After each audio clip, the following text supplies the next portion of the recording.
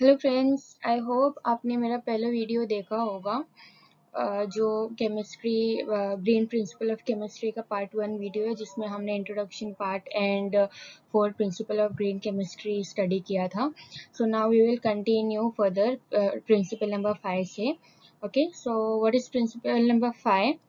Use safer solvent and auxiliaries. Okay, तो इसका जो भी डेफिनेशन है, इसका एक्सप्लेनेशन है, वन बाय वन देखेंगे। तो पहले हम देखते हैं सॉल्वेंट क्या होता है। सॉल्वेंट आपने पढ़ा होगा, दो चीज़ बहुत बेसिकली हम देखते आते हैं कि chemical reaction consist of two main thing, that is solute and solvent. Solute और सॉल्वेंट तो हमने सुना ही है। ओके, तो सल्यूट क्या होता है? जो सॉल्वेंट में डिसॉल्व होता है। लाइक अगर हम शुगर और वाटर लेते हैं तो शुगर हमारा क्या है? सल्यूट है, और वाटर क्या है? सॉल्वेंट है। ओके, तो जो सॉल्वेंट यूज कर रहे हैं वो सेफ होना चाहिए, ठीक है।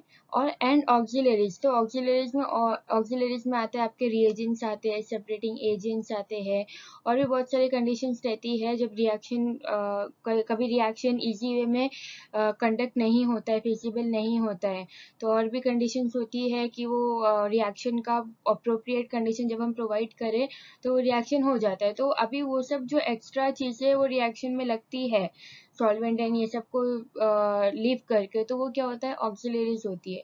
तो ये जो हम चीज़ें यहाँ यूज़ करने वाले हैं रिएक्शन को कैरी फॉरवर्ड करने के लिए, वो सेफ होना चाहिए। Okay, so the use of auxiliary substances like solvent, reagent, separating agent, etc. should be made unnecessary whenever possible and not harmful when used.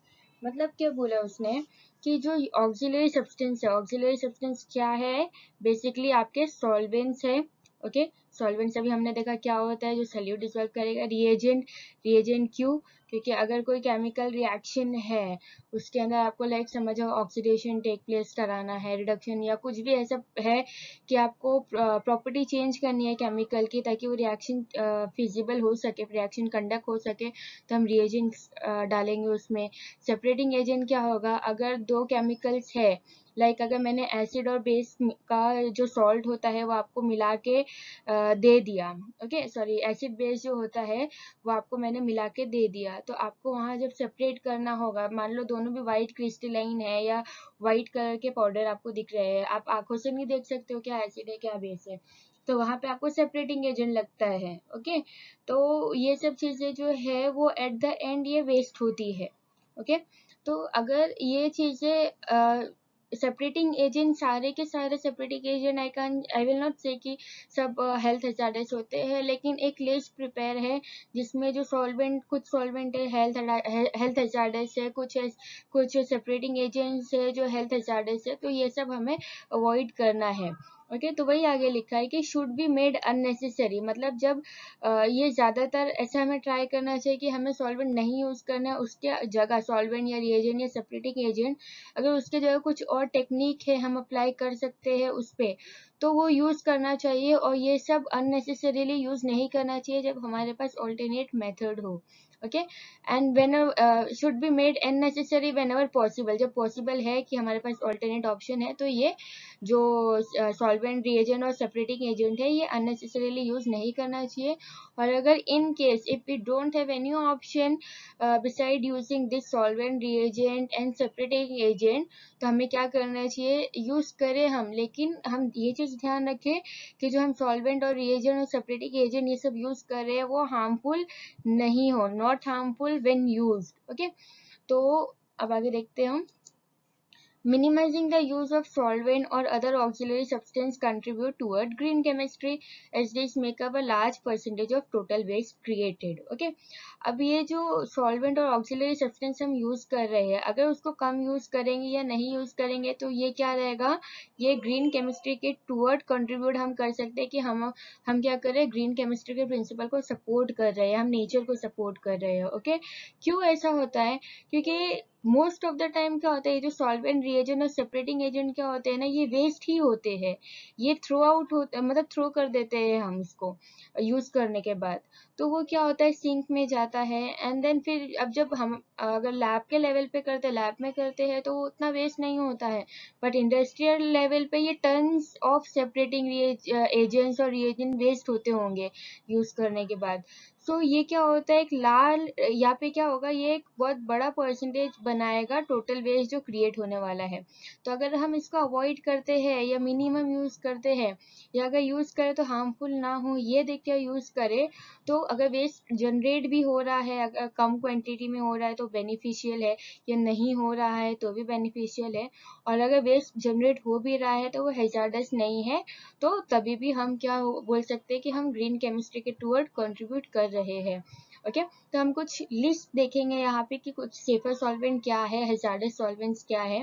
Okay, तो नाउ वी विल सी। हाँ, safer solvent में क्या आता है, water और super critical CO2। Water as you know कि अगर water में मान लो मैंने कोई चीज़ डिसॉल्व करी, फिर उसको रीजनरेट करी, फिर एट लास्ट मुझे वाटर वापस से मिला, अब मुझे उसको क्या बोलते थ्रो करना है वाटर को। मान लो मैंने कभी सेपरेटिंग एजेंट की तरह यूज करी, जब जो न्यूट्रल कंपाउंड होते हैं उसको सेपरेट करने के लिए सब ऐसा वाटर ही लगते हैं। ओके, तो यहाँ पे जब वाटर हम यूज करेंगे और वाटर फिर एट द एंड हमें थ्रो करना पड़ेगा, अगर सॉल्वेंट है या सेपरेटिंग एजेंट है वाटर, तो वाटर क्या है, हेल्थ हैजार्डस नहीं है, तो ये सेफ है यूज करना सॉल्वेंट।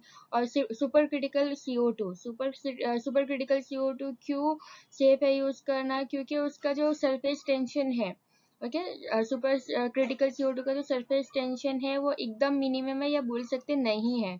तो वो इजीली जो सॉलिड जो हमारे होते हैं ना, सल्यूट सॉलिड जो होते हैं, उसके पोर्स जो होते हैं, उसके जो मतलब हमें आँख से तो नहीं दिखाई देंगे, वो मॉलिक्यूलर लेवल की बात है, कि उसके पोर्स में क्या होता है, super critical CO2 easily penetrate कर सकते हैं, इजीली जा सकते हैं अंदर, और फिर उसे डिसॉल्व कर सकते हैं, समझे। तो इसके लिए सुपर क्रिटिकल CO2 और वाटर क्या माने जाते हैं, सबसे सेफर सॉल्वेंट माना जाता है। और हैजार्डस सॉल्वेंट में अगर हम काउंट करेंगे तो most of the time halogenated organic solvent, halogenated मतलब, और ऑर्गेनिक सॉल्वेंट मतलब यहाँ पे कार्बन कंपाउंड के साथ जो हेलोजन अटैच होके जो ऑर्गेनिक सॉल्वेंट आपके बनेंगे। ओके, हेलोजेंस क्या है, फ्लोरीन, क्लोरीन, ब्रोमीन, यही सब है। ओके, तो यहाँ पे एग्जाम्पल दिया है, डाइक्लोरोमीथेन, ट्राइक्लोरोमीथेन, टेट्राक्लोरोमीथेन, इवन क्लोरोफॉर्म, ये सब जो है ये स्ट्रिक्टली बैंड हो चुके हैं। क्यों, क्योंकि बहुत ज़्यादा इल इफेक्ट क्रिएट करते हैं। जैसे अभी हेलोजेनेटेड ऑर्गेनिक सॉल्वेंट के इल इफेक्ट की बात करेंगे, तो ये क्या क्या करता है आपको पता है, ये आपके सेंट्रल नर्वस सिस्टम पे अटैक करेगा, ये आपकी किडनी, आपके लीवर, आपके स्किन, और फिर इरिटेशन होगा स्किन का, आईज का इरिटेशन होगा, फिर जो अपर रेस्पिरेटरी ट्रैक है, लाइक नोज से जो भी ऐसा पूरा पार्ट ये ट्रैक जाता है वो, और फिर जो म्यूकस मेम्ब्रेन है वो सब पूरा मतलब आपको इफेक्ट हो जाएगा यहाँ पे।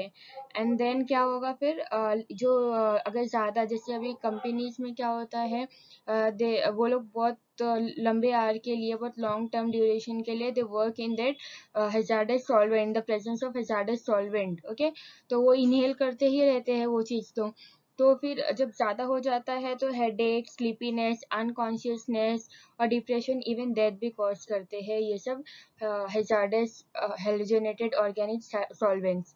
तो हमें क्या करना है, इसे रिप्लेस करना हमारे लिए ज़रूरी है। ओके, और फिर अभी अगर कुछ और इल इफेक्ट्स देखेंगे तो क्या होता है कि ये अफेक्ट करता है मिलियन ऑफ वर्कर को, कंज्यूमर को भी ये कहीं ना कहीं अफेक्ट करेगा ही। फिर अफेक्ट एनवायरनमेंट, एयर पोल्यूशन होता है, और फिर large amount of waste generate होता है ये सब चीज़ की वजह से। ओके, तो हमें नहीं यूज़ करना है जो हैजार्डस सॉल्वेंट्स है। अब यहाँ पे कुछ लिस्ट है, अगर आपको क्लियरली विजिबल होगी तो, ये जो फर्स्ट टेबल है ये वाला, ये सॉल्वेंट सिलेक्शन है, और ये सॉल्वेंट रिप्लेसेबल टेबल है। यहाँ पे क्या है, ये वाला कॉलम है कि हमें कौन सा सॉल्वेंट प्रीफर करना चाहिए, जैसे वाटर है, एसीटोन है, इथेनॉल है, 2 प्रोपेनॉल है, 1 प्रोपेनॉल है, इथाइल एसीटेट है, isopropyl acetate, methanol, methyl ethyl ketone, 1 butanol, 2 butanol, ये सब है, ये प्रीफर करना चाहिए। और जो यूजेबल है कि मतलब इतना इतना नहीं, लेकिन फिर भी अगर कोई है बहुत ज़्यादा हैजार्डस केमिकल है, अगर सॉल्वेंट है, हैजार्डस सॉल्वेंट है, उसकी जगह आपको लेस हैजार्डस यूज़ करना है, तो ये सब है साइक्लोहेक्सेन, हेप्टेन, टूलिन, ये रो जो है आपकी यूजेबल वाली है, जो ऑरेंज कलर की है, तो आपको वो करना है। और जो अनडिजायरेबल है, मतलब जिसको आपको एकदम नहीं यूज़ करना है, वो ये रेड कलर में शो है, ठीक है। और ये जो सेकंड वाला टेबल है आपका सॉल्वेंट रिप्लेसेबल टेबल, तो यहाँ पे क्या है, आप पेंटेन के जगह यहाँ पे लिखा है कि ये अनडिजायरेबल सॉल्वेंट का कॉलम है, और उसके जगह आप कौन सा अल्टरनेटिव यूज कर सकते हो, ये उसका है। ओके, तो आप पेंटेन अगर आपका सॉल्वेंट है, अगर आपके कोई केमिकल रिएक्शन में यूज करने का, उसके जगह आप हेप्टेन यूज कर सकते हो। अगर हेक्सेन है तो उसकी जगह क्या कर सकते हो, आप हेप्टेन यूज कर सकते हो। ऐसे करके आपको यहाँ पे लिस्ट दी हुई है। बेंजीन भी बहुत हैजार्डस होता है केमिकल, तो यहाँ पे आप क्या कर सकते हो, टूलिन यूज कर सकते हो। तो ऐसे करके ये टेबल्स में क्लासिफाई किया गया है। Okay, okay, now we will see the next principle, design for energy efficiency.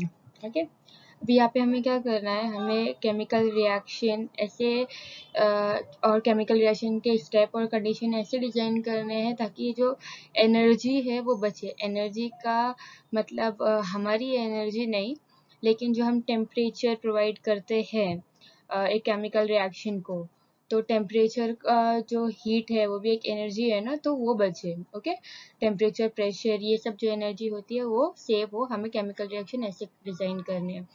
तो chemical reaction should be design to minimize the use of energy. तो केमिकल रिएक्शन कैसे होना चाहिए कि जो एनर्जी का यूज हो वो कम से कम हो। ऐसे रिएक्शन डिजाइन करने हैं हमें। डिजाइन मतलब इनोवेट करने हैं हमें केमिकल रिएक्शन ऐसे।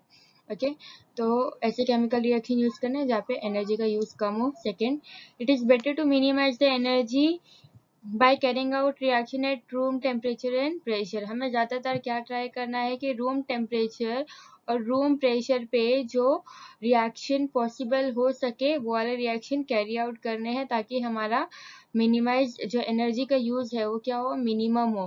क्योंकि ज़्यादा हीट जो जनरेट होती है उसके वजह से भी हमारा एनवायरनमेंट क्या होता है, हीट अप होता है। और ये सब भी रीज़न है कि जो ग्रीन हाउस इफ़ेक्ट हो रहे हैं हमारे अर्थ पे, तो ये सभी एक बहुत बड़ा रोल प्ले करता है। ओके, तो ऐसे रिएक्शन कैरी आउट करने चाहिए हमें, या ऐसे डिजाइन करने चाहिए रिएक्शन जो रूम टेम्परेचर, रूम प्रेशर पे इजीली हो सके। This can be achieve by proper use of micro organism and catalyst for organic synthesis. Okay, तो अभी हम ये जो कंडीशन है वो कैसे अचीव कर सकते हैं, कि हम क्या कर सकते हैं कि हम माइक्रो ऑर्गेनिज्म यूज कर सकते हैं, ताकि वो क्या करे, कुछ ऐसी, देखो माइक्रो ऑर्गेनिज्म जब हम यूज करेंगे तो कहीं ना कहीं ऐसे माइक्रो ऑर्गेनिज्म यूज करेंगे जो क्या करे, रिएक्शन का जो टेम्परेचर का कंडीशन है वो लो कर दे। ओके, या कैटेलिस्ट यूज करेंगे ताकि जो रिएक्शन को हम 24 आवर्स रख के उसको 24 आवर्स तक हम हीटिंग देंगे तब वो रिएक्शन होगा। तो कैटेलिस्ट से क्या हो जाता है, वो चीज़ें 3 to 4 आवर्स में भी हो सकती है। तो तब क्या होगा, हमारा जो एनर्जी कंजम्पशन हो जाएगा वो कम हो जाएगा। ओके, तो हम माइक्रो ऑर्गेनिज्म या कैटेलिस्ट यूज कर सकते हैं किसके लिए, ऑर्गेनिक सिंथेसिस के लिए। फिर इलस्ट्रेशन अगर हम देखेंगे तो बायो कैटेलिस्ट यूज करने से क्या होगा कि हमारे जो रिएक्शंस है वो एम्बिएंट कंडीशन, एम्बिएंट कंडीशन क्या होता है, एम्बिएंट कंडीशन वो होता है कि जो जब रिएक्शन हमारे नॉर्मल कंडीशन में होते हैं, मतलब रूम टेम्परेचर और रूम प्रेशर पे होते हैं, हमें एक्सटर्नली कोई प्रेशर और कोई टेम्परेचर नहीं अप्लाई करना पड़ता है अगर कोई रिएक्शन में, तो उसे एम्बिएंट कंडीशन बोलते हैं वो कंडीशन को। ओके, तो बायो कैटेलिस्ट जब हम ऐड करेंगे हमारे रिएक्शन में तो हमें क्या होगा, एम्बिएंट कंडीशन पे हम हमारा रिएक्शन कैरी आउट कर सकते हैं। लेकिन अगर बायो कैटेलिस्ट कोई रिएक्शन के लिए सूटेबल नहीं है, क्योंकि हर जगह तुम माइक्रो ऑर्गेनिज्म को डाल के रिएक्शन पॉसिबल नहीं करवा सकते हो। माइक्रो ऑर्गेनिज्म भी ऐसे यूज होना चाहिए जो सूटेबल हो रिएक्शन के लिए।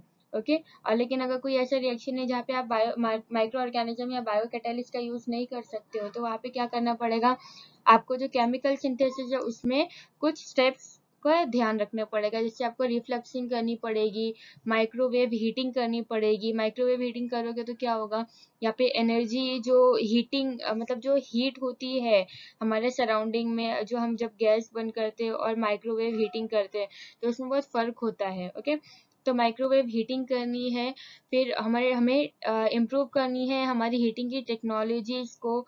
जैसे अभी फॉर एग्जांपल अभी जो न्यू बिल्डिंग्स बनती है, मेनली टीएमसी बिल्डिंग, वहाँ पे क्या होता है, सोलार हीटर टेरेस पे फिट होता है। ओके, तो उसकी वजह से क्या होता है, गीजर जो हम यूज करते हैं उसका यूज कम हो जाता है। ओके, तो ये सब चीजें क्या होती है, अवॉइड हो सकती है। सॉरी मतलब जो एनर्जी का यूज है, जो हाई यूज है, वो अवॉइड हो सकता है अगर हम ये सब चीजों का ध्यान रखेंगे। Okay, developing the alternative of energy generation such as photovoltaic cell, hydrogen fuel cell, bio-based fuel cell, etc. तो इसका मतलब क्या होता है कि हमें क्या करना है, हमें जो अगर हम एनर्जी का यूज इन केस मिनिमम नहीं कर सकते हैं, तो जो हम एनर्जी जहाँ से डिराइव कर रहे हैं हमें उसका ऑल्टरनेटिव ढूंढना चाहिए। फॉर एग्जांपल एनर्जी जनरेट करने के लिए हमें फोटोवोल्टाइक सेल यूज करना चाहिए। फोटोवोल्टाइक सेल क्या होता है, जो भी मैंने आपको बताया, सोलार हीटर। ओके, तो सोलार का यूज करके हमें क्या करना चाहिए, इलेक्ट्रिसिटी का डेवलपमेंट या एनर्जी का जो भी यूज़ है उससे वो नीड फुलफिल करना चाहिए फोटोवोल्टाइक सेल से। हाइड्रोजन फ्यूल सेल, हमारे एनवायरनमेंट में हाइड्रोजन एम्पल ऑफ में प्रेजेंट है। ओके, तो अगर हम उसका भी यूज़ करते हैं तो भी बहुत बेनिफिशियल होगा अगर हाइड्रोजन फ्यूल सेल हम यूज़ करते हैं। बायोबेस फ्यूल सेल, बायोबेस फ्यूल सेल क्या होता है कि जो माइक्रोब्स होते हैं, माइक्रोबियल माइक्रोब्स जो होते हैं उससे हम एनर्जी बनाते हैं, फ्यूल बनाते हैं। ओके, माइक्रोबियल फ्यूल सेल क्या करता है, आपकी उनकी जो बायोकेमिकल एनर्जी है उसको इलेक्ट्रिकल एनर्जी में कन्वर्ट करता है। ओके, माइक्रोब्स क्या होते हैं, बैक्टीरियाज होते हैं ना, तो वो उसे क्या करता है, वो उनके जो भी उनके जो केमिकल प्रोसेसेस होते हैं तो उसे वो लोग क्या करते हैं, ऐसे सेटअप करते हैं ताकि वो जो एनर्जी उनसे मिल रही है वो क्या हो, इलेक्ट्रिकल एनर्जी में कन्वर्ट हो। तो यहाँ पे हम इलेक्ट्रिकल एनर्जी का जो सोर्स है वो चेंज कर सकते हैं। जैसे अभी सबसे बड़ा इलेक्ट्रिकल एनर्जी का सोर्स कैसा है, कोल से, हमें कोल माइन से सब जो इलेक्ट्रिसिटी है वो सब जनरेट होती है। तो एक टाइम पे क्या होगा, कोल डिप्लीट हो जाएगा, लेकिन फोटोवोल्टाइक सेल इजीली यूज कर सकते हैं क्योंकि हमें सनलाइट एम्पल ऑफ मिलती है डे टाइम पे। हाइड्रोजन एनवायरनमेंट में बहुत प्रेजेंट है। बायो बेस फ्यूल सेल, क्योंकि माइक्रोब्स भी बहुत है हमारे एनवायरनमेंट में। तो ये सब चीज़ें यूज़ करके हम क्या करेंगे, एनर्जी डिराइव करने का ट्राई करेंगे ताकि एनर्जी जो हो भी यूज़, वो डिप्लीटिंग मटेरियल वाली ना हो कि मटेरियल कम हो जाए तो आगे चल के एनर्जी हमें मिल ही ना पाए। Okay, next one, use of renewable feed stocks. Okay, तो यहाँ पे ये जो पार्ट है, यहाँ पे हमें क्या करना है, देखो अभी बहुत टाइम से प्लास्टिक के मैटर में हम क्या बोलते हैं कि if we have purchase 1 litre of bottle, so 1 litre और कोई से भी, तो हमें क्या करना चाहिए, we should not throw it on the street but we should put it in a recycle bin. क्योंकि वो बॉटल्स क्या हो सकती है, रिसाइकल हो सकती है, लेकिन एनवायरनमेंट में यहाँ वहाँ वो रहेगी तो क्या करेगी, पल्यूट करेगी एनवायरनमेंट को। ओके, तो ये ऐसे ऐसे हमें क्या करना है, हमें ऐसी चीज़ें यूज़ करनी है जो क्या हो, रिन्यूएबल हो। ओके, तो देखो यहाँ पे क्या दिया हुआ है, अब ये पर्सपेक्टिव में क्या है हम वो देखेंगे। रॉ मटेरियल और फीड स्टॉक, रॉ मटेरियल और feed stock should be renewable rather than depleting. Okay, अब यहाँ पे उसने क्या कहा कि जो हम रॉ मटेरियल यूज कर रहे हैं, जैसे एनर्जी एक टाइम पे डिप्लीट हो जाएगी, एनर्जी खत्म हो जाएगी ना जब हम ज़्यादा यूज करेंगे इलेक्ट्रिसिटी का, कोल की वजह से। अगर हम ऑल्टरनेट नहीं डिराइव करते, सिर्फ कोल से हम इलेक्ट्रिसिटी ले रहे हैं तो वहाँ पे क्या होगा, डिप्लीट हो जाएगा, एक टाइम पे कोल खत्म हो जाएगा तो हमें कहाँ से मिलेगा। तो वैसे यहाँ पे क्या करना है, हम जो केमिकल रिएक्शन कैरी आउट करेंगे तो उसमें हम क्या करेंगे कि जो हम रॉ मटेरियल ले रहे हैं, रॉ मटेरियल मतलब केमिकल, कोई केमिकल बनाने के लिए, रिएक्शन स्टार्ट करने के लिए जो हमारे रिएक्टेंट होते हैं उसे हम क्या बोलते हैं, raw material. Okay, solute solvent जो भी होगा वो रॉ मटेरियल होता है आपका। Okay, should be renewable rather than depleting, मतलब क्या है कि वो इजीली एनवायरनमेंट में बहुत जल्दी जल्दी रिन्यू होता हो। फॉर एग्जाम्पल आप समझ लो कि जैसे हमारे क्रॉप्स है, हर एक क्रॉप का एक सीजन होता है। ओके, हर एक क्रॉप का एक सीजन होता है, तो आपको वो चीज़ें पर्टिकुलर टाइम पे ही मिलने वाली है, आपको उससे पहले नहीं मिलेगी। तो ये क्या हो रहा है, लैंड हमारी क्या कर रही है, वो चीज़ रीन्यू कर रही है। अगर वीट का प्रोडक्शन हो गया, हमने वो वीट वहाँ से निकाल लिया फार्म लैंड से, ओके, तो फिर बाद में वापस से क्या कर सकते हैं, वो वहाँ पे क्या कर सकते हैं, वीट ग्रो कर सकते हैं। लेकिन हर चीज़ का एक पर्टिकुलर टाइम होता है, उसके बाद ही वो रिन्यू होती है। लेकिन अभी ये जो हमारे रॉ मटेरियल है, जो हम केमिकल रिएक्शन के लिए यूज़ करेंगे, वो उसको हम क्या कर रहे हैं, डायरेक्टली नेचर से ले रहे हैं, और हम उसे नेचर में बना नहीं सकते। तो हमें ऐसा चीज़ें लेना है कि जो नेचर खुद ब खुद चीज़ें रिप्रोड्यूस करे। फॉर एग्जाम्पल अभी देखो, जो ये है, जो पेट्रोल और डीजल है, वो कहाँ से मिलता है, हमें लैंड में से मिलता है, अर्थ में से मिलता है। ज़्यादातर ये गल्फ कंट्री में है, वो बोलते हैं तेल का कुआं, वहाँ पे ऐसा है प्रेजेंट है। तो वो लोग क्या करते हैं, जो क्रूड ऑयल होता है वहाँ का, वो सप्लाई करते हैं हर एक कंट्री में, फिर उसको फिल्टर करके और प्रोसेस से उसको डीजल और पेट्रोल बनाया जाता है। ओके, तो ये क्या है, ये हमें लैंड से मिल रहा है। लेकिन एक टाइम पे क्या हो जाएगा, ये खत्म हो जाएगा अगर हम इसे ओवर यूज करेंगे तो ये जब खत्म हो जाएगा तो फिर ये तो बनने वाला है नहीं। तो ये रिन्यूएबल हुआ क्या, तो ये रिन्यूएबल नहीं हुआ। ठीक है, लेकिन अगर हम हाइड्रोजन फ्यूल सेल या कुछ हाइड्रोजन फ्यूल यूज करेंगे, या कुछ ऐसा चीज यूज करेंगे कि जो प्लांट से डिराइव हुई हो, क्योंकि प्लांट से डिराइव हुई चीज इजीली अवेलेबल और जल्दी हमें मिल सकती है। ओके, रिन्यू होके, तो ये सब चीज़ क्या हो सकती है, ये ख़त्म होने वाली नहीं है। तो हमें क्या करना है, ऐसी चीज़ यूज़ करना है स्टॉक के लिए, रॉ मटेरियल के लिए, जो डिप्लीट ना हो, जिसका रॉ मटेरियल ख़त्म ना हो यूज़ करने पे। ओके, एनवायरनमेंट से ख़त्म ना हो। आप यूज़ करोगे तो आपके पास से तो ख़त्म ही हो जाएगा, वो एनवायरनमेंट से एकदम से ख़त्म ना हो जाए ज़्यादा यूज़ होने पे। ओके, तो फिर सेकंड क्या है, the perspective of this principle is largely toward petrochemical. देखो अभी हमने पढ़ा कि मतलब मैंने आपको बताया कि जो क्रूड ऑयल है, जो डीजल और पेट्रोल का जो कुआं है, वो क्या ये कहाँ से है, लैंड से मिलता है हमें, वो सब चीज़ ज़मीन नेचुरली प्रोड्यूस करती है वो। तो इसके लिए ये जो हमारा पॉइंट है, ये जो टॉपिक है, वो फोकस कहाँ पे कर रहा है, पेट्रोकेमिकल पे, क्योंकि ये आज के टाइम पे बहुत स्पीड में ये चीज़ें यूज़ हो रही है। पेट्रोल डीजल हद से ज़्यादा यूज़ हो रहा है, तो ये बहुत जल्दी डिप्लीट हो सकता है। तो हमें क्या करना है, ध्यान रखना है इस चीज़ का, और अल्टरनेटिव जनरेट करना है using chemical which are made from renewable source. हमें ऐसे केमिकल यूज़ करना है जो रिन्यूएबल सोर्स से मिले, मतलब क्या हो, प्लांट बेस्ड हो जो chemical. Okay, rather than other, मतलब जो अदर मतलब रेदर देन अदर मतलब जो रिन्यूएबल नहीं है वहां से हमें नहीं लेना है, बल्कि हमें कहाँ से लेना है, जो प्लांट बेस्ड मटेरियल है या जो रिन्यूएबल सोर्सेज है, हमें वहां से लेना है। ओके, और फिर क्या है, इलस्ट्रेशन देखेंगे हम। प्रॉब्लम, एक्चुअली प्रॉब्लम क्या आती है यहाँ पे, कि अर्थ के पास ना हमेशा एक रीन्यूइंग कैपेसिटी होती है, लेकिन हर चीज़ की एक पर्टिकुलर कैपेसिटी, मतलब एक पर्टिकुलर टाइम लगता है। जैसे अगर आप कोई बायो इको फ्रेंडली चीज़ डिकम्पोज करने जाओगे तो वो जल्दी हो जाएगी, ठीक है। या एक ले लो, अगर समझो एक माउस, एक चूहा अगर क्या बोलते हैं, किल मर गया, वो अगर रोड पे है तो वो जल्दी डिकम्पोज होगा। लेकिन वही जगह एक प्लास्टिक की बोतल आप देखोगे तो आपको महीनों महीनों ये यहाँ वहाँ दिखेगी, लेकिन वो डिकम्पोज नहीं होगी। लेकिन वही जगह अगर एक चूहा आप देख लिए कि वो आज स्ट्रीट पे था, तो वो 10 दिन के बाद वो आपको थोड़ा थोड़ा थोड़ा करके वो दिखेगा ही नहीं। क्यों? क्योंकि वो उसका डिकम्पोज होने का टेंडेंसी बहुत जल्दी है नेचर की तरफ से, लेकिन प्लास्टिक का नहीं है। प्लास्टिक को डिकम्पोज, नेचुरली डिकम्पोज होने के लिए लैक्स ऑफ ईयर्स लगेंगे। ओके, तो ऐसी हर एक चीज का नेचर में क्या है, एक पर्टिकुलर टाइम है, एक पर्टिकुलर टाइम ड्यूरेशन लगता है। तो इसके लिए यहाँ पे जो प्रॉब्लम और सोल्यूशन है वो क्या है, over exploitation of non renewable feed stock. मतलब क्या कर रहे हैं हम, हद से ज़्यादा यूज़ कर रहे हैं जो नॉन रिन्यूएबल फीड स्टॉक है, जैसे जो पेट्रोल और डीजल है, उसको हम हद से ज़्यादा यूज़ कर रहे हैं। क्योंकि देखो आज के टाइम पे आप देखोगे कि कुछ बाइकिंग और रेसिंग होती है कार की, जो बिना मतलब की होती है। ओके, जहाँ पे क्या हो रहा है, वो खाली पेट्रोल और डीजल वेस्ट हो रहा है, और वो अपने खाली एक एन्जॉयमेंट के लिए, अपने फन के लिए वो कर रहे हैं। तो हमें ये नहीं करना है। Okay, burden on the environment, जब ये एक्सप्लॉइटेशन ज़्यादा होगा रिन्यूएबल स्टॉक का, तो क्या होगा, एनवायरनमेंट पे बर्डन आएगा। क्या बर्डन आएगा कि उसके अंदर जो एनवायरनमेंट के पास जो कंटेंट बचेगा, जो मैटर बचेगा, वो चीज़ का वो क्या होगा, कम होगा फिर।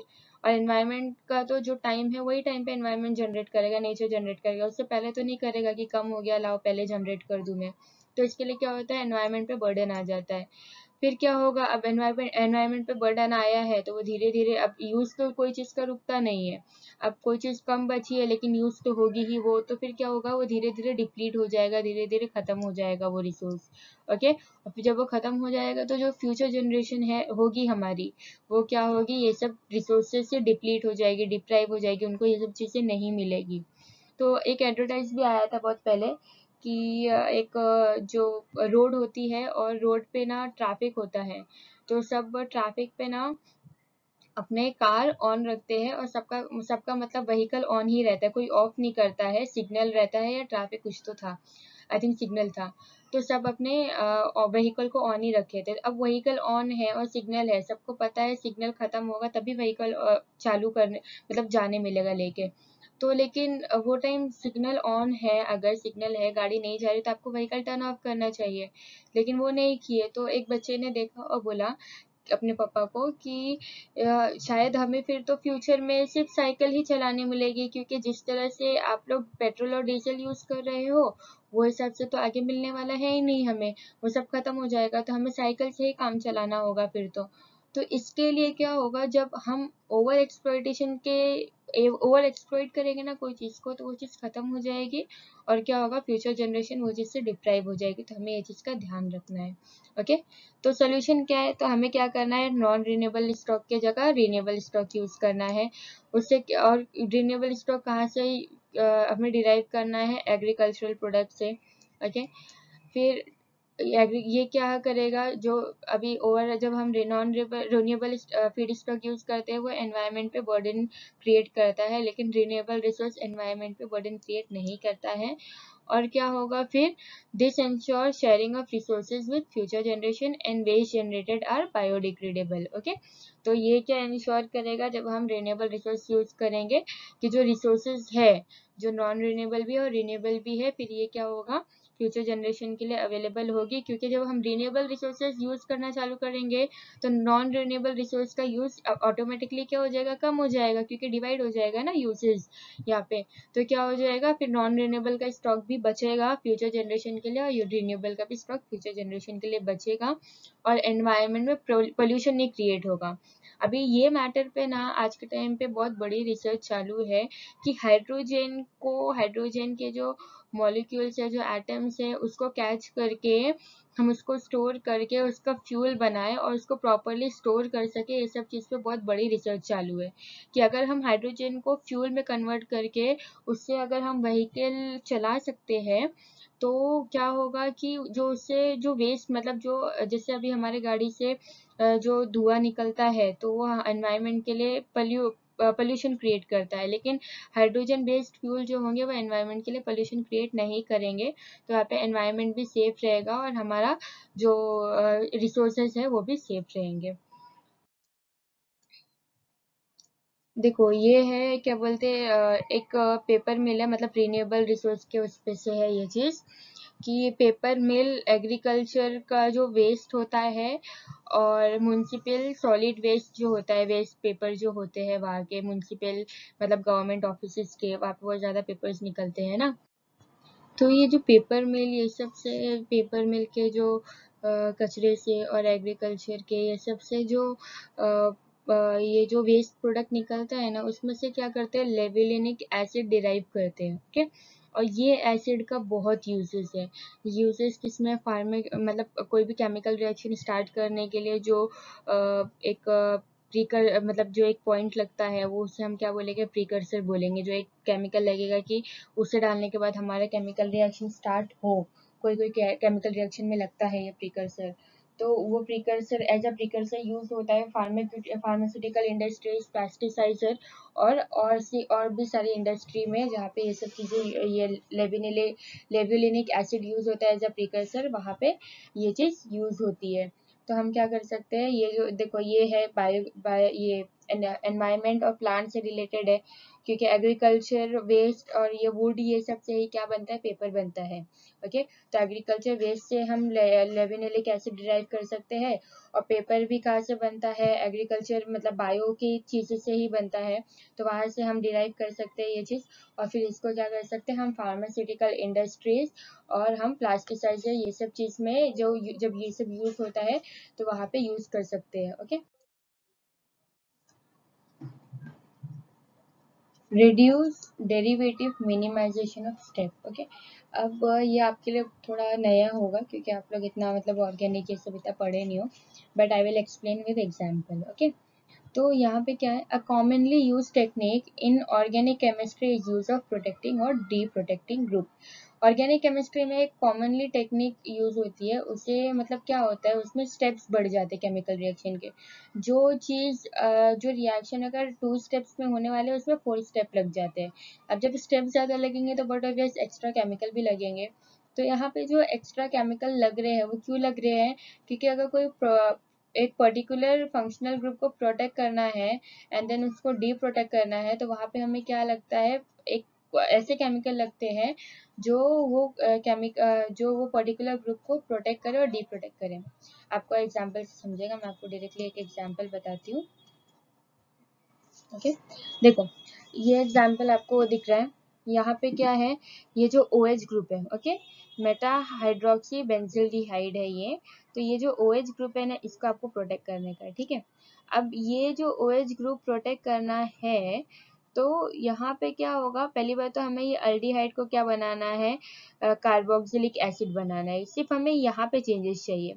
लेकिन जब हम केमिकल ऐड करेंगे इसमें चेंज करने के लिए, ये अल्डिहाइड को कार्बोक्सिलिक में चेंज करने के लिए, तो वो क्या करेगा, वो कहीं ना कहीं OH ग्रुप पे इफेक्ट करेगा, ठीक है। लेकिन हमें इसको वैसे रखना है, तो हम क्या करेंगे, अब यहाँ पे केमिकल जो डालेंगे वो क्या करेंगे, वो ऐसा डालेंगे कि वो क्या हो, प्रोटेक्ट, वो ग्रुप को प्रोटेक्ट करे, OH ग्रुप को प्रोटेक्ट करे। तो हम क्या करेंगे, प्रोटेक्टिंग ग्रुप डालेंगे, ठीक है। तो यहाँ पे प्रोटेक्टिंग ग्रुप कैसे आया, ये जो केमिकल है ना, ये प्रोटेक्टिंग ग्रुप है। तो ये केमिकल क्या होगा, यहाँ पे क्या होगा, ऐड हो जाएगा। तो ये जब केमिकल यहाँ पे ऐड हुआ, देखो यहाँ पे ये केमिकल क्या है एक्चुअल में, CH6H5CH2Cl है। ओके, तो जब ये यहाँ पे ऐड हुआ तो ये जो OH है यहाँ पे ये प्रोटेक्ट हुआ है, ठीक है।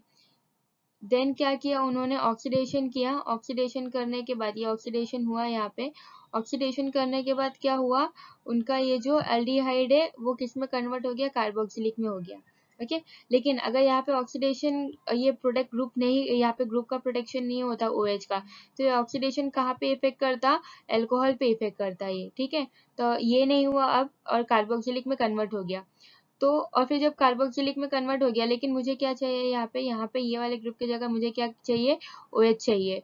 तो अब यहाँ पे वापस से डी प्रोटेक्शन ऑफ OH होगा। अब जब डी प्रोटेक्शन ऑफ OH होगा तो यहाँ पे एक और स्टेप बढ़ गया, और फिर यहाँ पे हमें वापस से OH मिला। तो मतलब ये वाले स्टेप से ये वाले स्टेप तक आने के लिए सिर्फ ये वाला जो पार्ट था, ये ऑक्सीडेशन वाला पार्ट था, वो जरूरी था। ओके, लेकिन ये जो स्टेप है, ओके, ये ए लिख देती हूँ मैं यहाँ पे, ये जो स्टेप है ए वाला, और ये जो स्टेप है यहाँ से यहाँ तक बी वाला, ओके, तो ये स्टेप कहीं ना कहीं बढ़ गया। मतलब यहाँ से लेके हम यहाँ पे आए, यहाँ पे क्या करें, हम प्रोटेक्शन करें ग्रुप का, फिर यहाँ पे, यहाँ से ये ए से लेके यहाँ पे जब आए, तो यहाँ पे हमने क्या करें, मेन रिएक्शन कैरी आउट करें, जिसमें हमने क्या किया, एल्डिहाइड को कार्बोक्सिलिक एसिड में कन्वर्ट किया। तो ये हमारा मेन केमिकल का पर्पस था, रिएक्शन का पर्पस था मेन। लेकिन अब जब यहाँ पे प्रोटेक्टिव ग्रुप अप्लाई किया है तो फिर उसको डी प्रोटेक्ट भी करना पड़ेगा, तो ये एक जो केमिकल रिएक्शन का स्टेप है वो बढ़ गया। तो ये अननेसेसरी चीज हुई। अब जब ये रिएक्शन बढ़ा और घटा है तो यहाँ पे केमिकल्स भी वेस्ट हुए हैं। ओके, तो हमें ये जो प्रोटेक्टिंग और डी प्रोटेक्टिंग ग्रुप है ना, ज्यादा से ज्यादा ट्राई करना है कि ये ना यूज हो। आई होप आपको क्लियर होगा ये प्रोटेक्टिंग डी प्रोटेक्टिंग ग्रुप वाला जो कंसेप्ट है। ओके, तो हमें ये चीज देखनी है, ये ध्यान रखनी है।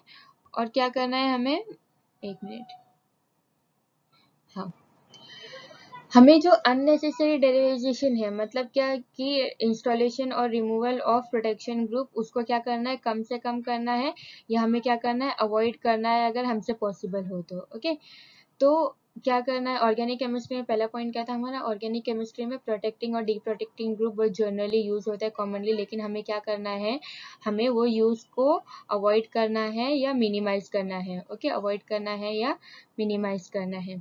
अब क्या होता है, अब अगर अवॉइड करेंगे या मिनिमाइज करेंगे तो कुछ ना कुछ ऑल्टरनेटिव होना चाहिए ना, कि कैसे हम करेंगे ये सब चीज।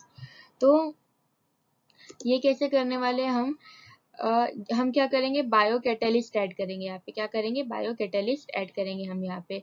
बायो कैटेलिस्ट क्या करेगा, प्रोटेक्शन और डी प्रोटेक्शन ग्रुप की जरूरत ही नहीं होगी, और जो हमें रिएक्शन जो जगह पे कराना है, जो पार्ट पे कराना है केमिकल के, वहां होगा, और बाकी सब पार्ट को क्या क्या नहीं करेगा, वो इफेक्ट बिल्कुल नहीं करेगा। ओके, अब जब हम ये डी प्रोटेक्टिंग और प्रोटेक्टिंग ग्रुप लगाते हैं तो एक्स्ट्रा केमिकल बनते हैं, मतलब यहाँ पे एक्स्ट्रा केमिकल यूज होते हैं, वो एक्स्ट्रा केमिकल या जो रिएजेंट है एक्स्ट्रा, वो क्या होगा, वेस्ट जनरेट करेगा। जब वो वेस्ट जनरेट करेगा तो वो ग्रीन केमिस्ट्री के खिलाफ होगा। ओके, वो ग्रीन केमिस्ट्री को सपोर्ट नहीं करेगा। इसके लिए हमें क्या करना है, ये सब चीजें अवॉइड करनी है यूज करना।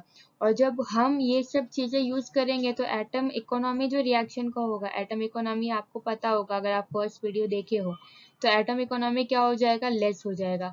ओके, और एटम इकोनॉमी लेस होता है तो मतलब वो जो रिएक्शन है वो ग्रीन केमिस्ट्री को फेवर नहीं करता है, तो इसके लिए यहाँ पे प्रिंसिपल ग्रीन केमिस्ट्री का वॉयलेट होगा। ओके, तो हमें प्रोटेक्शन डी प्रोटेक्शन ग्रुप का केमिकल का यूज नहीं करना है, जो केमिकल ग्रुप को प्रोटेक्ट और डी प्रोटेक्ट करे, उसकी जगह हमें क्या यूज करना है, बायो कैटेलिस्ट यूज करना है। Okay, use of catalysis. Okay, अब यहाँ पे हम देखेंगे यूज ऑफ कैटेलिस्ट हम कैसे करेंगे, कब करेंगे, और उसका करने के हमारे फायदे क्या है।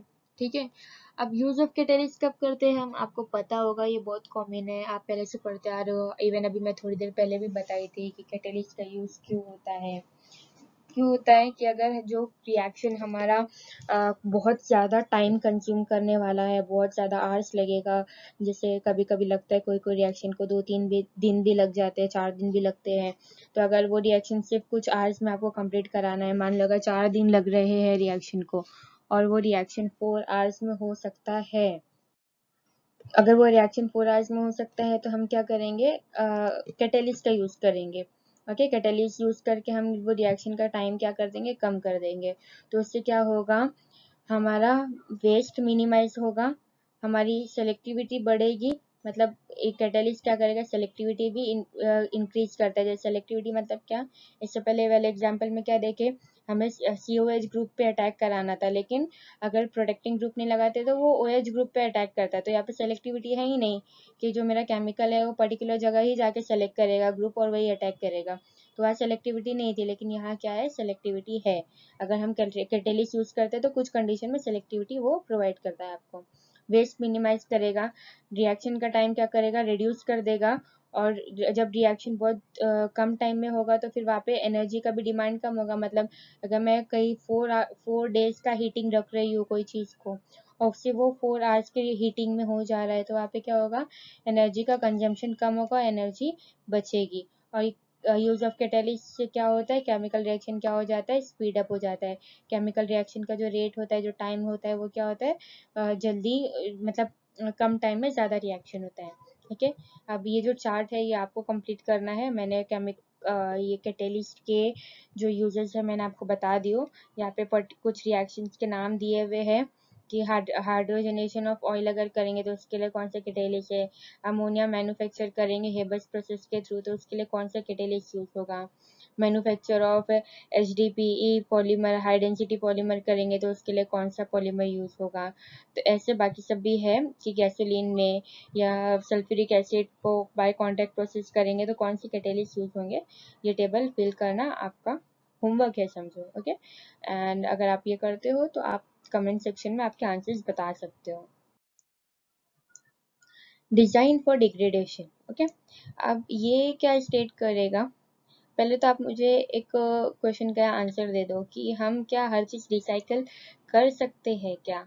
अगर हम हर चीज़ रिसाइकल कर सकते होते तो शायद से जो इतना वेस्ट एक्यूमुलेट हुआ है हमारे एनवायरनमेंट में वो नहीं होता। ओके, तो हर चीज़ रिसाइक्लेबल नहीं है। जैसे आप अभी अगर पॉलीथीन बैग का थोड़ा इशू हुआ था कुछ टाइम पहले कि ज़्यादा थिकनेस वाली पॉलीथीन यूज़ करना है क्योंकि वो रिसाइक्लेबल है, लेकिन जो कम वाली है, जो एकदम पतली पॉलीथीन होती है, और ये प्लास्टिक बैग होता है जो ब्लैक कलर का होता है या वाइट कलर का होता है, एकदम ट्रांसपेरेंट, मार्केट में यूजुअली यूज़ होता है, तो वो यूज़ नहीं करना है कम वाला, क्योंकि वो रिसाइक्लेबल नहीं है।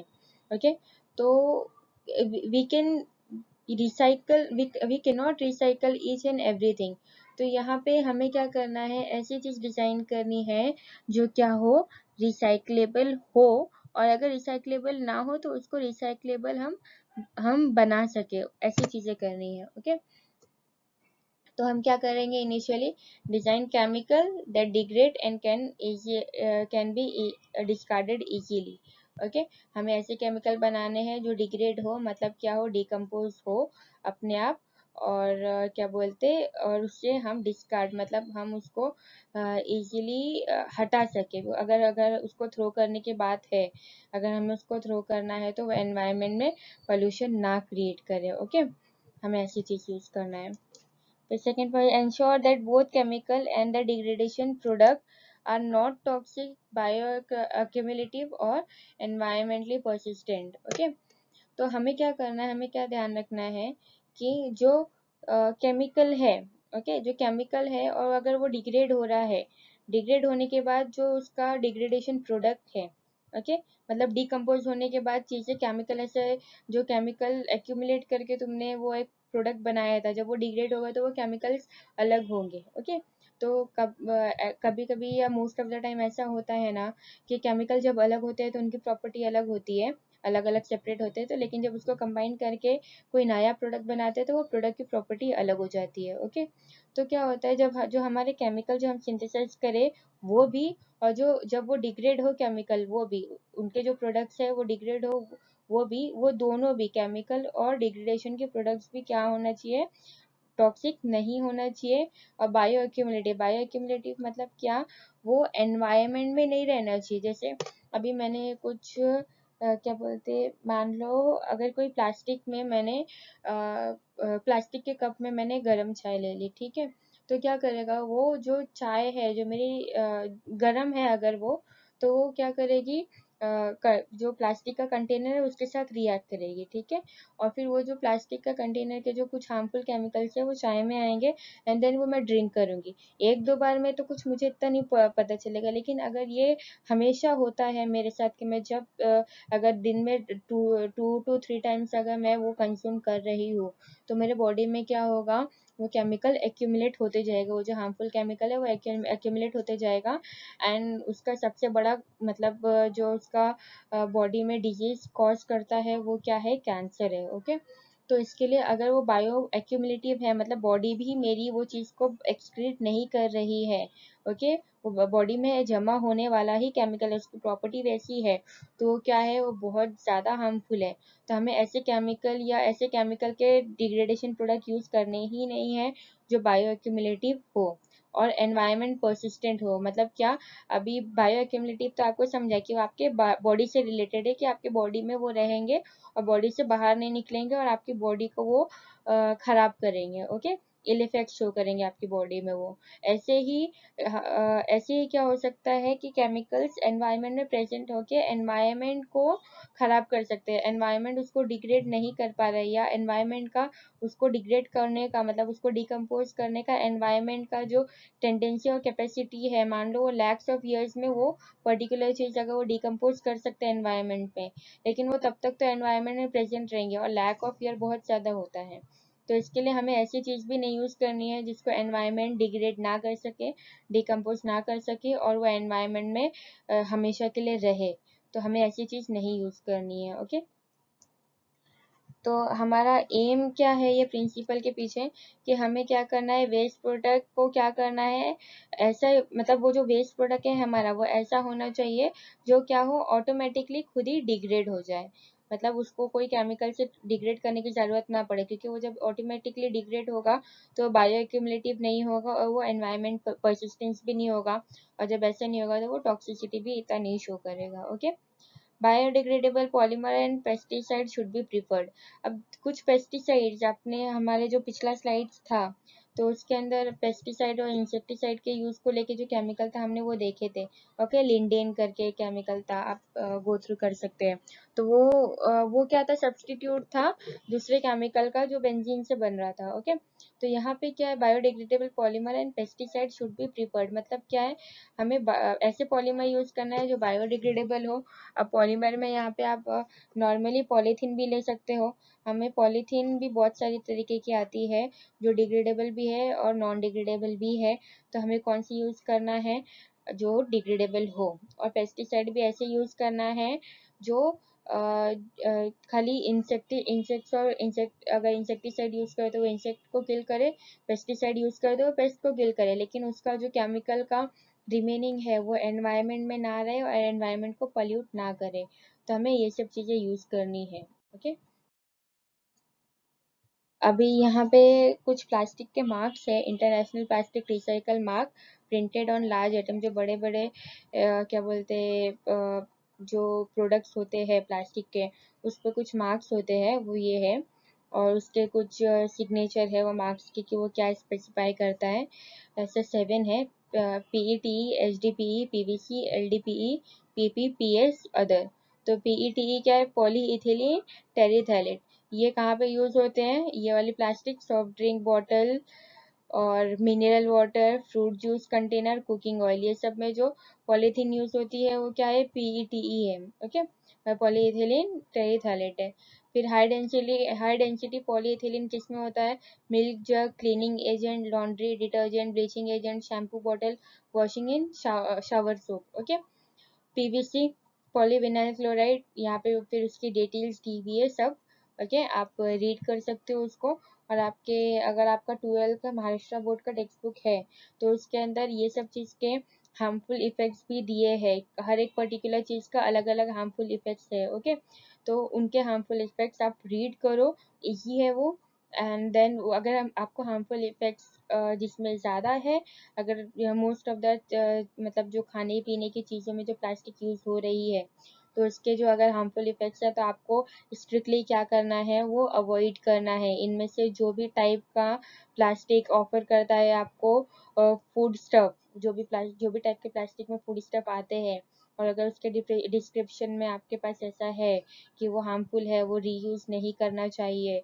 रीयूज़ नहीं करना चाहिए इसका मतलब क्या है, वो बटर बेस रीयूज़ करने पे क्या करेगा, हार्मफुल केमिकल एक्सक्रीट करेगा वो। ओके, तो यहाँ पे क्या करना है, वो चीज़ अवॉइड करनी है। Okay, real time analysis pollution prevention, ये हाई टेक्निक है। ओके, ये हाई टेक्निक कैसे है अभी आपको पता चलेगा। Analytical method need to be further developed to allow for real-time in-process monitoring and control prior to the formation of hazardous substances। तो यहाँ पे क्या है, एनालिटिकल मेथड मतलब देखो, बड़ी बड़ी मशीन्स होती है जो क्या करती है, आपका प्रोडक्ट बना नहीं बना, अब वो घर की पतीली नहीं होती है, घर की कढ़ाई नहीं होती कि आपने ढक्कन खोल के देख लिया कि आपका प्रोडक्ट बना है कि नहीं बना, आपका खाना बना है कि नहीं बना है। ओके, वहाँ पे बड़ी बड़ी मशीन्स होती है और आप वो मशीन को बार बार ओपन करके चेक नहीं कर सकते हो कि आपका प्रोडक्ट कौन से स्टेज पे पहुंचा है, या बना है या नहीं बना है। तो इसके लिए ये एनालिटिकल जो मशीन्स होती है, एनालिटिकल मेथड जो होते हैं वो अप्लाई किए जाते हैं वहाँ पे, जो आपको बताते हैं कि आपका प्रोडक्ट कौन सी स्टेज पे पहुँचा है, आपके प्रोडक्ट ने कितने बाय प्रोडक्ट्स बनाए हैं, और आपका प्रोडक्ट अभी बन के रेडी है या नहीं है, और उसने कितने हजार्डस सब्सटेंसेस बनाए हैं। ये एनालिटिकल मेथड का क्या करता है, एनालिटिकल मेथड कौन करता है, एनालिटिकल जो मशीन होती है, बड़ी बड़ी मशीन से, मशीन उसके अंदर क्या बोल सकते हैं, उसके अंदर कनेक्ट की जाती है, और वो आपको बताती है कि जो आपका जो केमिकल रिएक्शन हो रहा है उसको पूरा मॉनिटर करती है, और वो पहले ही बता देती है कि ये हजार्डस सब्सटेंस फॉर्म हुआ है। ओके, जब वो फॉर्म होना चालू होता है हजार्डस सब्सटेंस, तो अगर आपको पता चल जाता है कि आपका जो रिएक्शन है उसके अंदर क्या फॉर्म हुआ है, हजार्डस सब्सटेंस फॉर्म हुआ है कुछ, तो आप वो रिएक्शन उधर ही स्टॉप कर सकते हो ताकि और ज़्यादा हजार्डस सब्सटेंस फॉर्म ना हो, ज़्यादा क्वांटिटी में फॉर्म ना हो। ओके, और इससे आपको ये भी पता चलेगा कि एक बार चलो, एक बार हैजार्डस सब्सटेंस फॉर्म हो गया, आपको पता चल गया, तो नेक्स्ट टाइम आप वो केमिकल रिएक्शन की जगह दूसरा केमिकल रिएक्शन कर सकते हो, वही प्रोडक्ट बनाने के लिए दूसरी टेक्नोलॉजीज और दूसरे मेथड अडेप्ट कर सकते हो, अगर आप एक बार श्योर हो गए कि ये केमिकल रिएक्शन आपको हैजार्डस सब्सटेंस दे रहा है तो। ठीक है, तो हमें ऐसी टेक्निक यूज़ करनी है जो आपका केमिकल रिएक्शन होते वक्त ही आपको बता दे कि आपका केमिकल रिएक्शन क्या कर रहा है, हैजार्डस सब्सटेंस बना रहा है, ताकि आप वो रिएक्शन वही जगह स्टॉप कर सके, और रिएक्शन स्टॉप करने के बाद वो reaction second time carry out ना करे, या उसका अल्टरनेट मेथड ढूंढे जब जहाँ पे हैजार्डस सब्सटेंस नहीं बने। Okay, analytical methodology should be develop और मॉडिफाइड, मतलब यहाँ पे हमें एनालिटिकल मेथडोलॉजीज यूज़ करनी है, और यहाँ एनालिटिकल टेक्निक यूज़ करनी है, और वो एनालिटिकल टेक्निक को और मॉडिफाई करना है, और उसके अंदर न्यू डेवलपमेंट लाने हैं, ताकि वो और अच्छे से हमें बाकी सब चीज़ें भी बता सके। Okay, modified so that continuous monitoring of the manufacturing and processing unit is possible। तो एनालिटिकल टेक्निक हमें क्या करनी है, डेवलप करनी है और मॉडिफाई करनी है। क्यों करनी है, ताकि हमें क्या करें, हम क्या कर सकते हैं, जो हमारा प्रोडक्ट है उसको कंटिन्यूसली मॉनिटर कर सकते हैं, देख सकते, मतलब हम देख सकते हैं कि क्या बन रहा है और क्या नहीं, और जो हम मैन्युफैक्चर कर रहे हैं और जो प्रोसेसिंग यूनिट है, मतलब उस पर भी हम पूरा कंट्रोल रख सकते हैं हमारे एनालिटिकल मेथडोलॉजीज के थ्रू। ओके, और फिर this is very important, very much important for chemical industries and nuclear reactor. Chemical industries के लिए तो ये बहुत इंपॉर्टेंट है, लेकिन उससे ज़्यादा इंपॉर्टेंट क्यों है, न्यूक्लियर रिएक्टर के लिए है। आपको पता होगा कि अगर क्या बोलते हैं, एक जो बॉम्ब क्रिएट होते हैं उसमें इतना जो जब एक्सप्लोजन होता है तो वो कंट्रोल में क्यों नहीं होता है, क्योंकि अगर एक वो चेन होता है पूरा केमिकल रिएक्शन का, अगर तुमने एक चेन का स्टार्टिंग मटेरियल को अगर तुमने एक्सप्लोड करना स्टार्ट किया, तो ऐसे करके वो आपस में ही रिएक्ट करके पूरा आप रोक नहीं सकते वो रिएक्शन को, वो आपस में ही इंटरैक्ट करके केमिकल रिएक्शन करके वो पूरा पूरा क्या बोलते हैं, बॉम्बार्ड हो जाएगा। ठीक है, तो वो न्यूक्लियर रिएक्टर कंट्रोल करना ज़रूरी है, और न्यूक्लियर रिएक्टर को जब हम एनालिटिकल मेथडोलॉजी से, एनालिटिकल मशीन और टेक्निक से ये कंट्रोल करेंगे। ओके, तो न्यूक्लियर रिएक्टर रिएक्शन को ऐसा एक पर्टिकुलर जगह तुम कर रहे हो तो वो कंट्रोल करना ईजी है। बाकी बम्बार्डमेंट के टाइम अगर कोई क्या बोलते हैं अटैक करने के लिए यूज़ कर रहा है तब आप कंट्रोल करना ईजी नहीं है, लेकिन जब आप लैब में कर रहे हो या आप रिसर्च सेंटर में कर रहे हो तो आप इसे न्यूक्लियर रिएक्टर के अंदर जो न्यूक्लियर रिएक्शन होता है आप उसे कंट्रोल कर सकते हो, लेकिन वो कंट्रोल करने के लिए एक प्रॉपर टाइम और एक प्रॉपर उसकी स्टडी की ज़रूरत है। तो ये एनालिटिकल जो मशीन है वो आपको पूरा जो भी इंफॉर्मेशन है जो न्यूक्लियर रिएक्टर के अंदर हो रहा है वो आपको देगा। ओके, कि मतलब कितने वहाँ पे चेन्स फॉर्म हुए हैं और कितना रिएक्शन कंप्लीट हुआ है, ये आपको वो कंप्लीटली बता सकता है। ओके, भी जैसे यहाँ पे है कि ये जो रियल टाइम मॉनिटरिंग सिस्टम है ना वो सल्फर डाइऑक्साइड लेवल मेजर करने के लिए काम आती है, और भी चीज़ों में काम आती है, लेकिन ये एक एग्जांपल है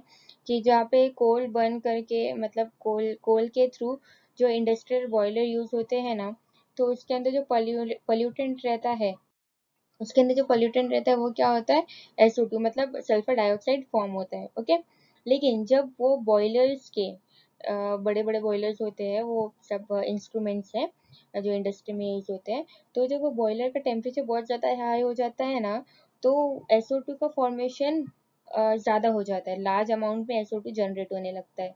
ओके, अगर कंट्रोल टेम्परेचर है तो मिनिमम अमाउंट या नॉर्मल अमाउंट में SO2 जनरेट होता है, फॉर्म होता है, लेकिन जब टेम्परेचर हाई हो जाता है तो क्या होता है, वो ज़्यादा अमाउंट में जनरेट होता है।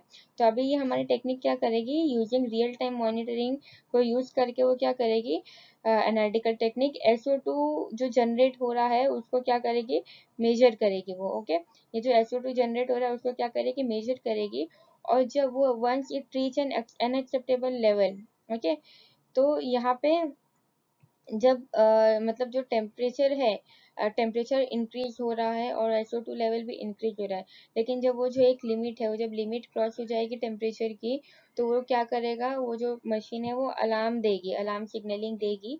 और अलार्म सिग्नलिंग देने के बाद क्या होगा, टेम्परेचर ये लोग क्या करेंगे, कम करेंगे। जब टेम्परेचर कम करेंगे इमीजिएटली, तो SO2 जो ज़्यादा अमाउंट में रिलीज होने वाला था टेम्परेचर हाई होने की वजह से, तो वो क्या हो जाएगा, वापस से कम हो जाएगा।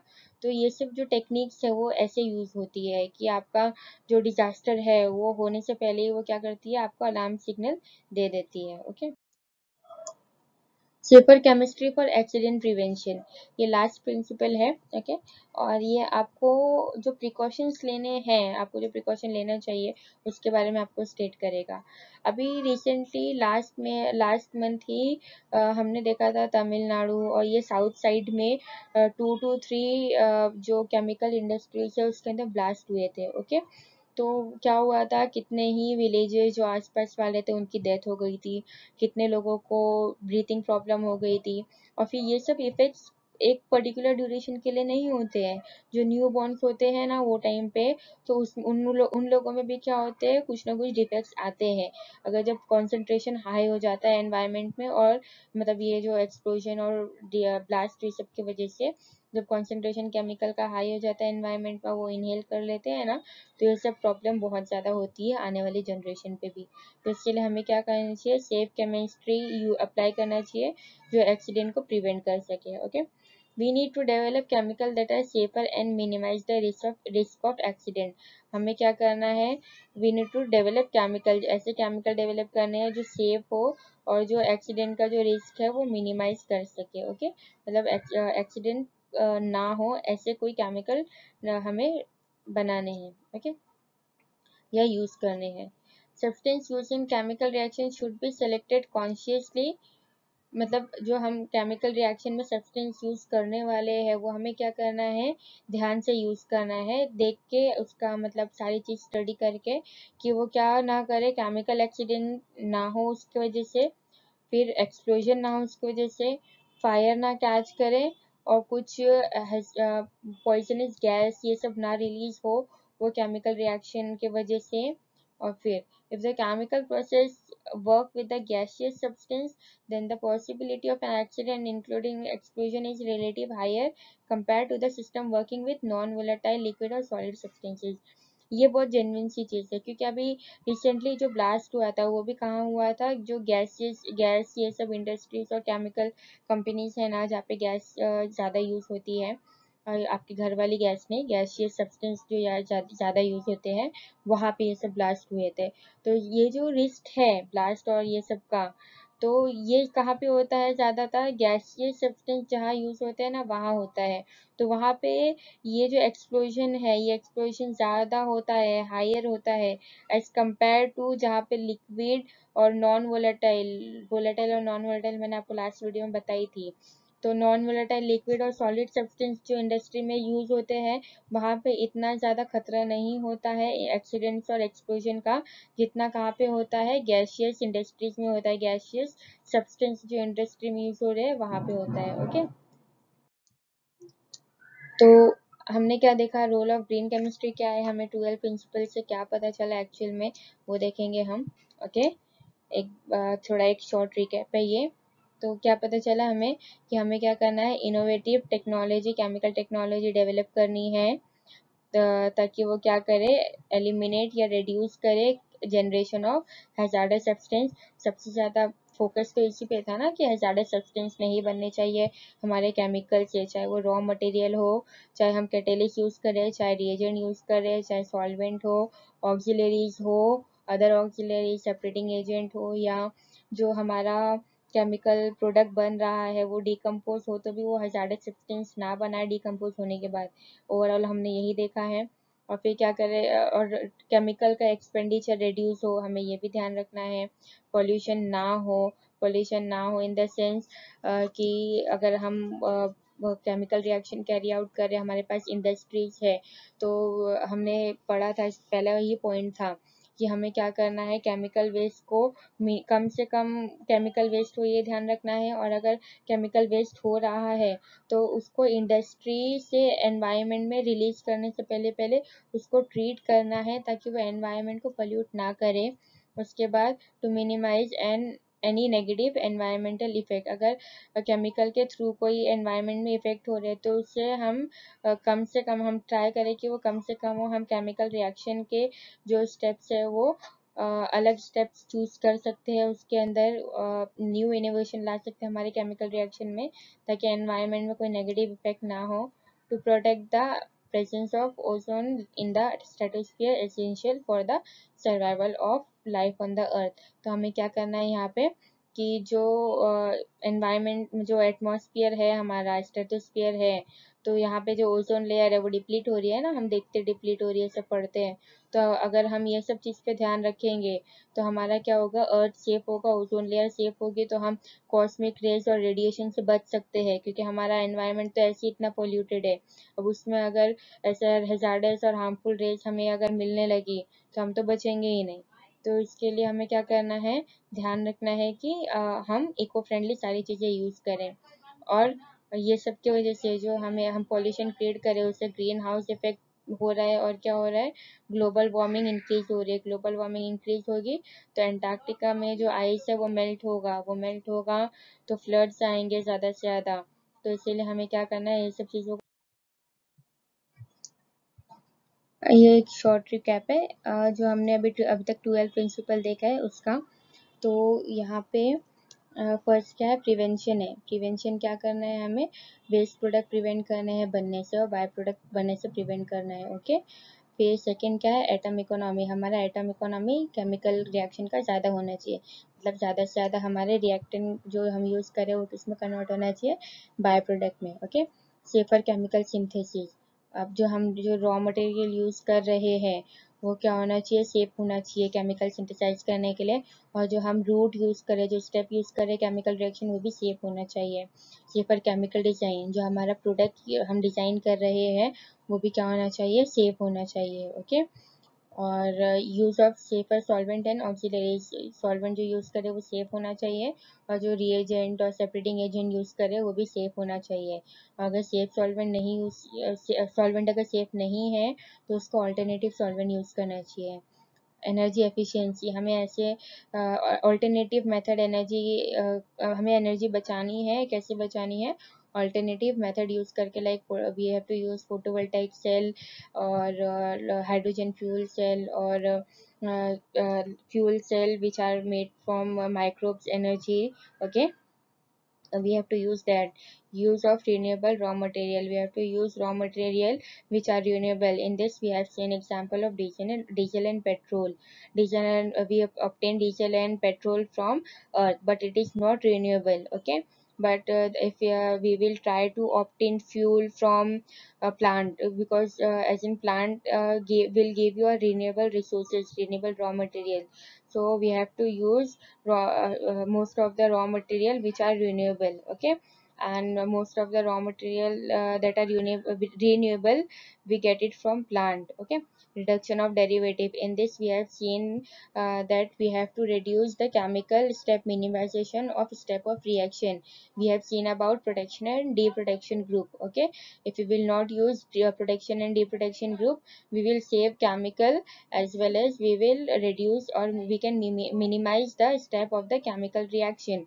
Okay, and in place of protection and deprotection group, what we can use is we can use biocatalytic reagent, biocatalysis or biocatalytic reagent. Okay, catalysis, we should use catalysis so that our reaction should have selectivity, our reaction should complete in minimum span of time, our reaction should consume less energy. So for that purpose we have to use catalyst in the reaction wherever it can be possible.